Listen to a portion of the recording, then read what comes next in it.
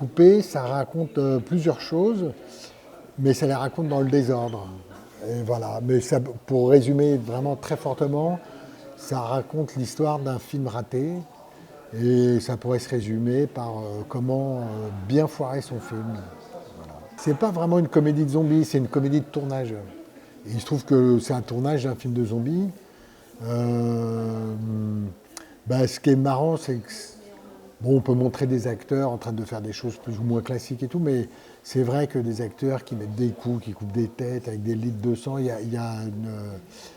a quelque chose de très graphique et de très énergique qui contrebalance avec l'effet d'un film un peu raté, donc qui a des chutes de rythme. Comme il y a une partie du film qui est ce film raté, une partie de mon film, j'entends, ben c'est vrai que le côté zombie rebalance un peu en énergie.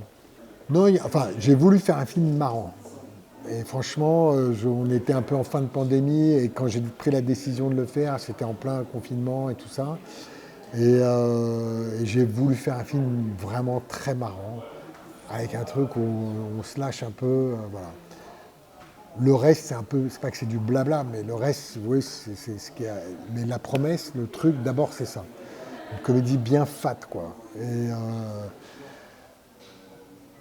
Après, oui, il y a un truc un peu théâtral, dans le sens le travail avec les acteurs, ça a été 5 semaines de répétition, c'est à peu près ce qu'on a au théâtre, pour faire un objet de 30 minutes où les acteurs jouent sans s'arrêter, où la caméra est intégrée à la mise en scène, à la chorégraphie, où d'autres corps de métier sont venus se greffer, genre, ça peut être de la cascade, ça peut être des effets spéciaux, du maquillage, des changements à vue de look, etc. Oui, pour moi, c'est clairement du cinéma, mais ça peut s'apparenter un peu à du théâtre, à de la performance. C'est un peu à la croisée de plusieurs trucs. Ouais. Et effectivement, ça a créé un esprit de troupe, ça c'est sûr. D'équipe qui est aussi bien... on peut aussi bien le rattacher à du théâtre que du sport. Laurent, il devient Akira, Muriel, elle devient Natsumi, et Anaïs, elle devient Shinasu. Et moi, je suis Ken.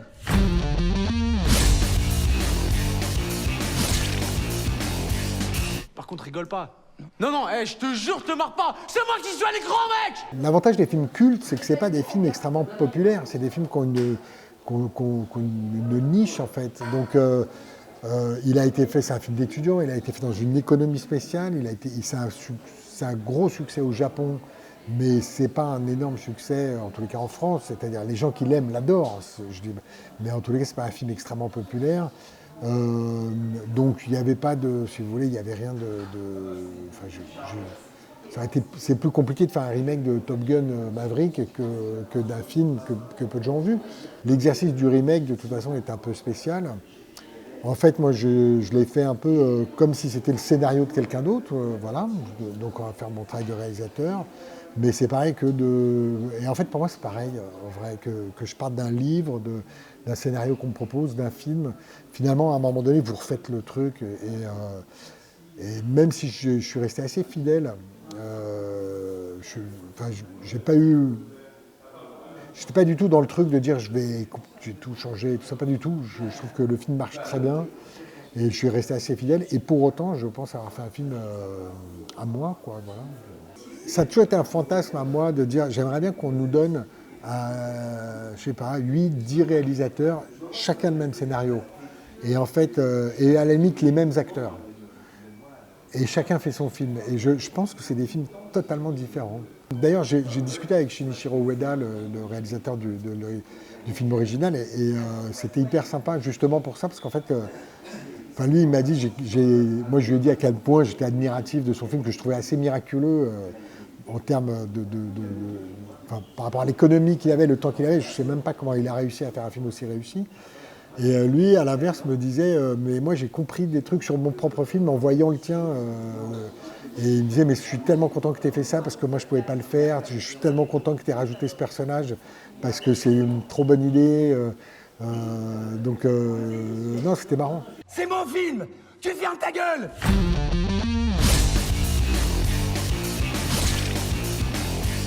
Tu me fais chier depuis le début des répétitions. Alors maintenant tu fermes ta grande gueule de con. Mais d'abord, je trouve qu'il y a un truc qui est très touchant de tous ces gens dont finalement je fais aussi partie, mais de tous ces gens qui mettent autant d'énergie, autant de temps, autant de conviction à raconter des histoires, qui est quand même extrêmement futile, extrêmement dérisoire et très futile de raconter une histoire qui, dans la majeure partie des cas, n'intéresse pas grand monde finalement. Mais on met une énergie incroyable à faire ça, donc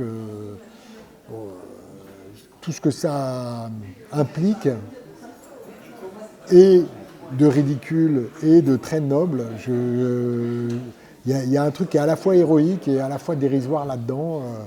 Et j'ai l'impression que les trois films dont vous parlez, il y a toujours c'est des films très différents, qui parlent de personnalités très différentes. Mais j'ai l'impression qu'il y a toujours, en parlant là avec vous, je me rends compte qu'il y a toujours cette espèce de double pôle, un pôle de dérision, d'inutilité, enfin de vanité, et un autre pôle extrêmement noble, justement, d'intégrité, voilà, des gens qui mettent un peu au-dessus de tout, comme ça, le fait de raconter des histoires. Donc je trouve que c'est un bon sujet, quoi, j'aime bien. Je crois que profondément, ce qui me plaît dans les comédies italiennes, mais c'est aussi ce qui me plaît chez Lubitsch, chez Billy Wilder, c'est que c'est pas un cinéma, mais c'est encore plus vrai chez les Italiens. Si vous voulez, pour moi, il y a deux manières de raconter les choses. Il y a une manière qui est de raconter le monde tel qu'on aimerait qu'il soit. Et c'est un truc très américain, très comédie romantique, très hollywoodien. C'est-à-dire, les héros, on aimerait croiser ces gens dans la rue, dans la vie, et c'est des héros positifs, et c'est une vision améliorée de la vie. Et puis chez les Italiens, c'est le contraire, c'est-à-dire que on décrit les gens tels qu'ils sont, avec tout, par leurs défauts, par leurs faiblesses, mais par là, on va découvrir une humanité.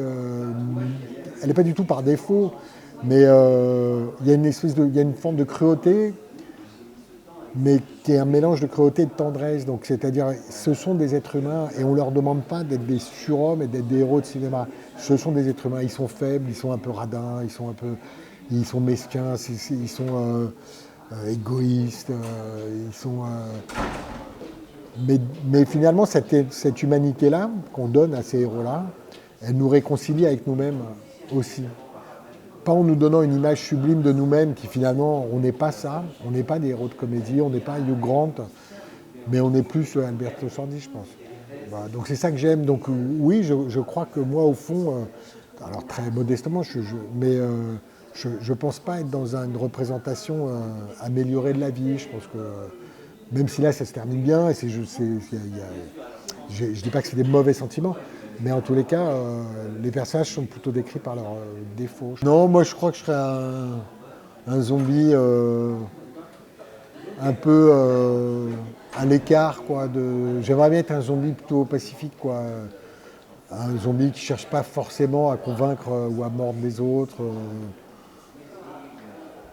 Non, j'essaierais d'être un zombie plutôt assis sur un banc pendant que tout le monde se bagarre, quoi. Ah, c'est génial, putain. Oui, les jeux. C'est un chef-d'œuvre, putain. Fais tes adieux, sac à merde.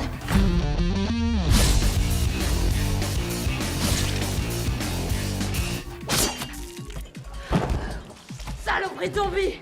Oui. Nique-toi. Génial. Nique-toi, tu pues la merde, là.